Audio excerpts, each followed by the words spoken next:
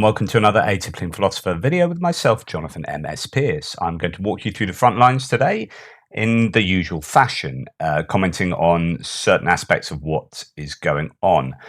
Here's our map of Ukraine. As per usual, there have been overnight hits from the Russians into Ukrainian territory using sort of cruise missiles and kamikaze drones and whatnot. Nothing unusual there. The usual swapping of artillery has been going on across the northern border of Ukraine into Russia. And in fact, I'm going to just focus on that a little bit. So just to give you the the parameters of the map that we're going to be looking at, let's see northern Ukraine here, which is Kharkiv to Kupiansk there. We're going to look at Belgorod, which sits about there. So the Google map shows Belgorod here, pretty close to the border. In fact, Belgorod has been something of a logistical sort of staging point for the Russians before they move equipment either around and down into Ukraine, or initially, down around Kharkiv and into the field of conflict when they were occupying an awful lot more of Ukraine. So Belgorod, apparently, well, first of all, yesterday there were claims that a missile landed on top of a residential block, and here we have all this debris down here.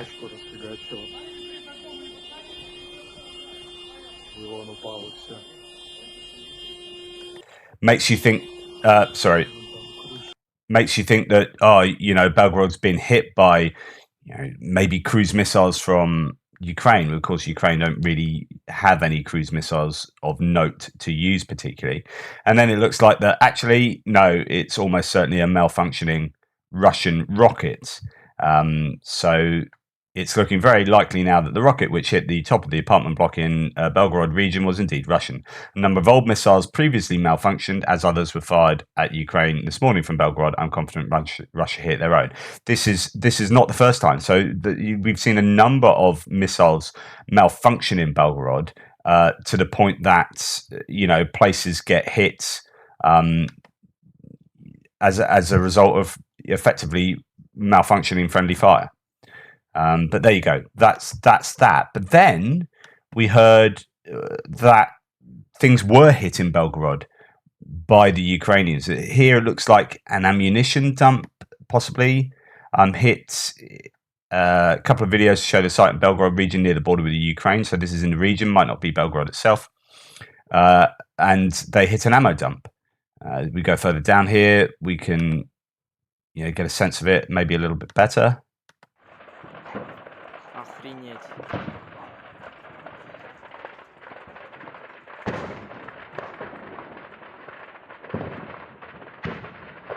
Sounds like fireworks. Those are all the rounds going off.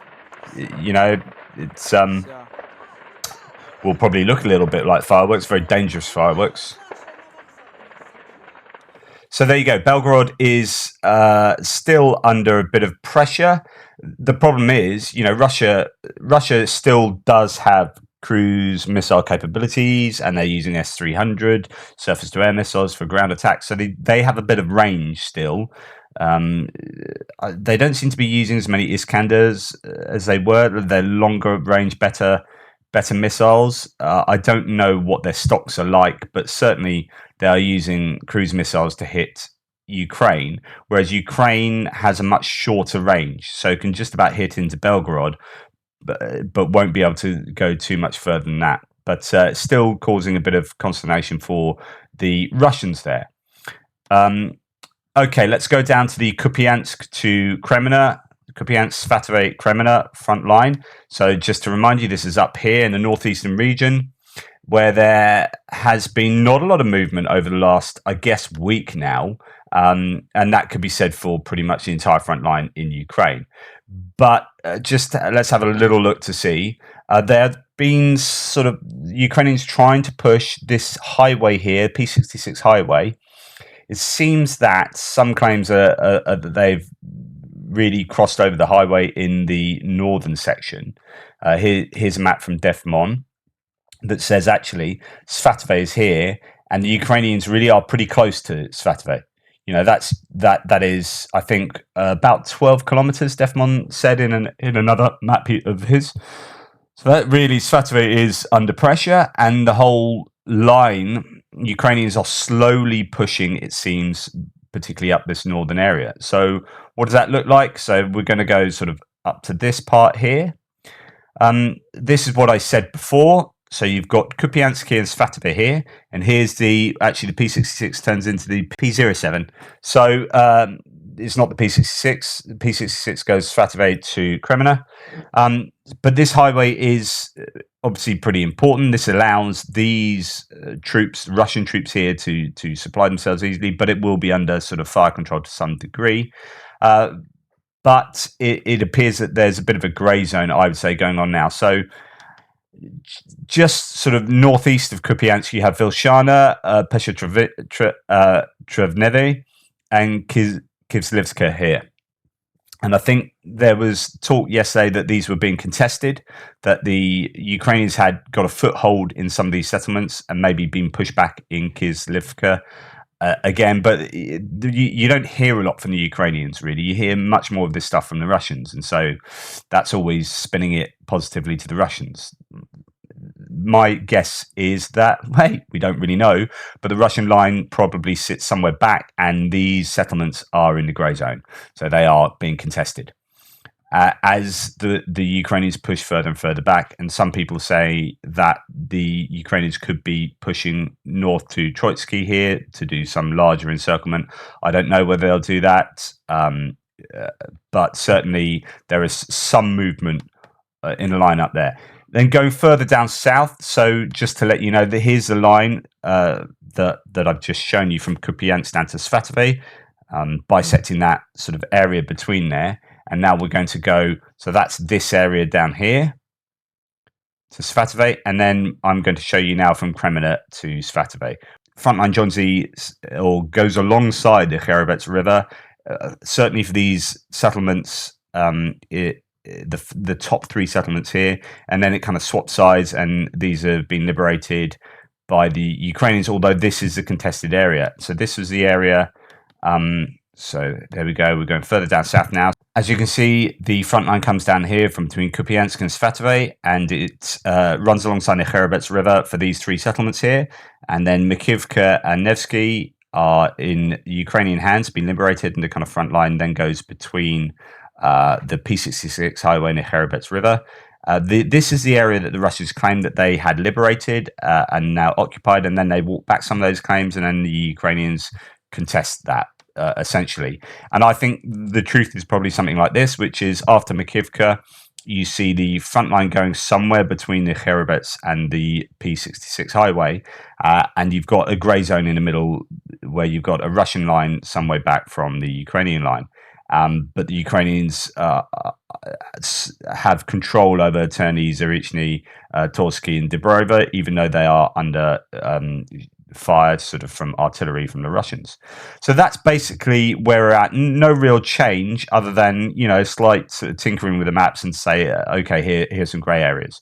But as we move further down now to from this northeastern section, south of Kreminna, we have Bakhmut, and there's quite a lot of talk about Bakhmut, certainly with regards to a place called Opitny.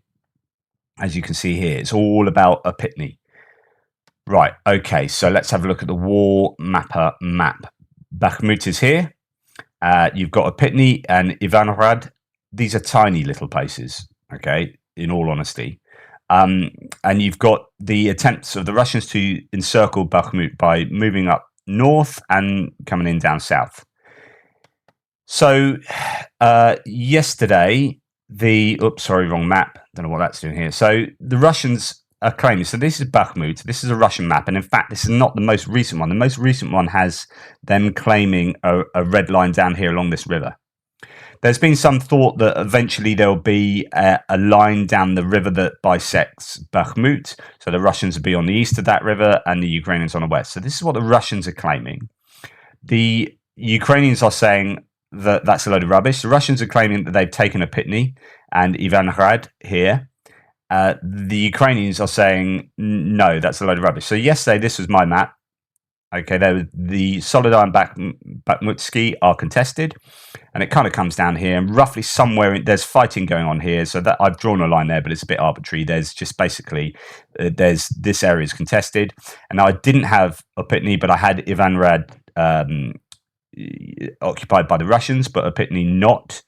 And then a small settlement out here, and you've got a move to encircle coming this way that eventually they'd want to cross this road here. But it's this area here that everyone's arguing about, and really it's a very small area. Okay, so this is zoomed in. This is a river that goes down through Bakhmut, and I was saying that broadly speaking, I think that's going to be what separates the Russian and the Ukrainian forces, at least going forward. But Ukrainians are claiming that no, the Russians don't have major foothold in the eastern suburbs of the city, and they don't have a Pitney, and possibly even not Ivanrad as well. So just to give you an idea of the sorts of settlements we're talking about, this is, I think, somewhere near Pitney. And the kind of destruction that is involved. So these are Ukrainian forces around there. Some kind of at least geolocatable evidence to show that if the timestamp's correct on this, and it's from yesterday, then these are not fully occupied by the Russians yet. But this is, these are places that are devastated. And this is what the Russians claimed. They claimed they'd taken a Pitney. And again, this is what they are occupying. Well, well done. It's pretty sad state of affairs when you see such wanton destruction of these settlements. So this map, or this tweet says, no, there is not street fighting in Bakhmut. Wagner have not entered the city. They have not captured Ivanrad. Wagner briefly took control of Ivanrad, but a Ukrainian counterattack destroyed them and cleaned the town. It is now 100% Ukrainian. Opitny is 100% Ukrainian. Of course, the Russians will say, well, that's not true. And, unless you've got geolocatable visual evidence, these things are assertions. Okay. So there is fighting going on here. My conclusion is always, well, it's contested. I don't know. Maybe the Ukrainians do hold that, and maybe the Russians were repelled from there. But the simple fact of the matter is, then the Russians will push back, and this is an area that is contested. As simple as that. And these areas out to the east are still contested. How far in the Russians to come? This particular source says they haven't. They're not nearly as far as people think. So the idea is that if I put my arbitrary line down there, somewhat arbitrary, the Ukrainians say no, they're not fighting in the streets of or the suburbs of eastern Bakhmut, whereas the Russians say they are. And who do you listen to? So the Russian map says this, and the Ukrainian map says that's not true. So you can kind of make your own mind up, or wait a little bit before being certain. But here's another Ukrainian source that says actually Opitny is in Ukrainian hands. Some pro-Ukrainian accounts fell for the Wagner PMC propaganda that claimed Opitny was taken. This village south of Bakhmut along the highway has never been lost and is still in hands of the AFU despite ongoing attacks. Claims about an AFU recapture are all nonsense. And again, so this guy said Ivanrad was recaptured. So was that included in that? Is this Ukrainian guy saying this Ukrainian guy is nonsense? Anyway, the point is that it is open to debate, but fighting is going on all along this front here. Okay, so as we move now to Kherson, so Bakhmut, stuff's going on there. Donetsk, again, just inches being made, centimeters, meters being made to the west of Donetsk as they fight. They've taken Pisky, and the Pervomaysky is the next little settlement that they're fighting over. But again, although the Russians have probably made a tiny bit of progress, it is tiny. It's not worth really talking about. There is not a lot to report in Kherson. Apparently, there has been a lot of air activity going on. So, as I said yesterday, the Ukrainians claim to have downed at least 4 Ka-52 helicopters around here. The Russians have claimed to have shot down a Su-24, I think, jet around here, which is interesting. So the Russians are hitting a Ukrainian jet around here. It means the air defenses aren't particularly working as well as they should do in terms of the Ukrainians, but it's what you believe. There have been some losses of Ukrainian air capabilities or units over the last few days, and I will talk about that in my extra video. It looks like one Ukrainian jet was taken out by shrapnel from blowing up an Iranian drone, or 5, but I'll talk about it in the extra. I don't want to get sidetracked. So anyway, this is Kherson. The front line here doesn't seem to have changed at all much over the last week. However, there is some news saying. So I talked yesterday about how Russians are asking for. I think the Russian occupied head of Kherson has asked for help from Russia to get civilians out of Kherson. And if that's the case, then they're looking to, they're expecting Kherson to be, to be assaulted at some point. Here's a quote from the Financial Times. Western military officials estimate Ukraine could take Kherson up to the Dnipro as soon as next week. Now, I've been saying that there have been forces amassing. We're not too sure about exactly what's going on because the Ukrainians keep pretty quiet about it. But if the Russians are saying, help us, we need to get citizens out of here, then something is probably on the brink of happening. And at least that's what the mainstream media is saying. It's interesting, the mainstream media is sometimes a little bit slow. So they were reporting yesterday that these 5 little villages, 6 villages up here, they were reporting 5, had been liberated. And this is showing that the Ukrainians are making progress here. Actually, I reported that 3 days ago. So the mainstream media are 2 to 3 days behind because they wait for absolute confirmation, and I'm not bound to that. So the absolute Ukrainian confirmation of these little villages came out, I think, yesterday morning.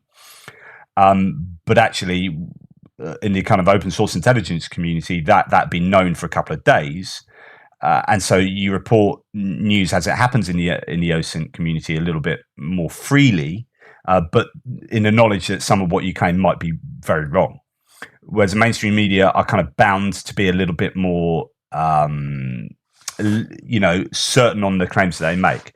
But then when they say Ukraine are making gains in Kherson, as if that's happened that day, it's actually not correct. And that's happened a couple of days ago, and there's been 2 days of stagnation since then. So the mainstream media are incorrect in the claim that Kherson, Ukraine are suddenly making these gains.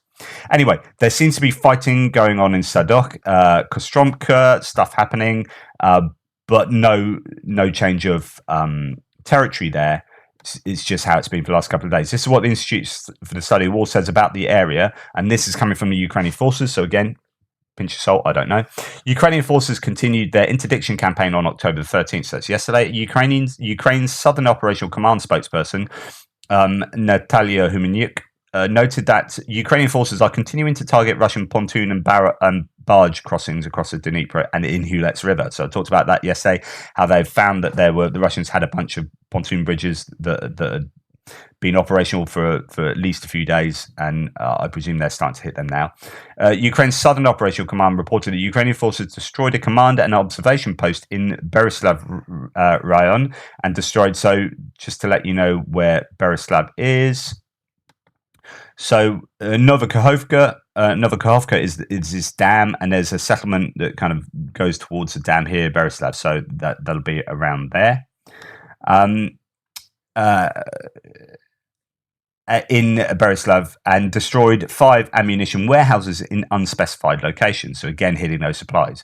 The Ukrainian General Staff reported the Ukrainian forces also struck a Russian manpower concentration area in Tokarivka, approximately 30 east of Kherson city, killing 150 servicemen. So that's huge, right? It's huge. If that's happened, that's a massive loss. So here's Kherson as we go up to Nova-Kahovka and the dam here, and Berestov just talking about up there. So coming back down the river, you've got Tokarivka. Tokarivka here, if there was a sort of a camp or a concentration of manpower, 150 Russians dying there is massive. Is that propaganda? Is that inflated? It's hard to say. It's always difficult to know how many people died. Yeah, I always find that an interesting concept. Is like, yeah, we took this place out. We've seen on satellite imagery, and 150. I mean, it's largely going to be a guess. The Ukrainian General Staff added that Russian forces are repairing up to 30 damaged armored vehicles per day in Kalanchak, about 70k southeast of Kherson city. So that's going to be, oops, that's not a very useful map, is it? So Kalanchak is here. So that's where they're taking their vehicles to be repaired, and almost certainly because you've got a railway line and a nice road down there, so gets it out of the way of being able to be hit by or HIMARS. Just about does it. That's a question. It's kind of on the limit, I would have thought. And Ukrainian Telegram channels reported unspecified explosions in Nova-Kahovka. So that's Kakovka.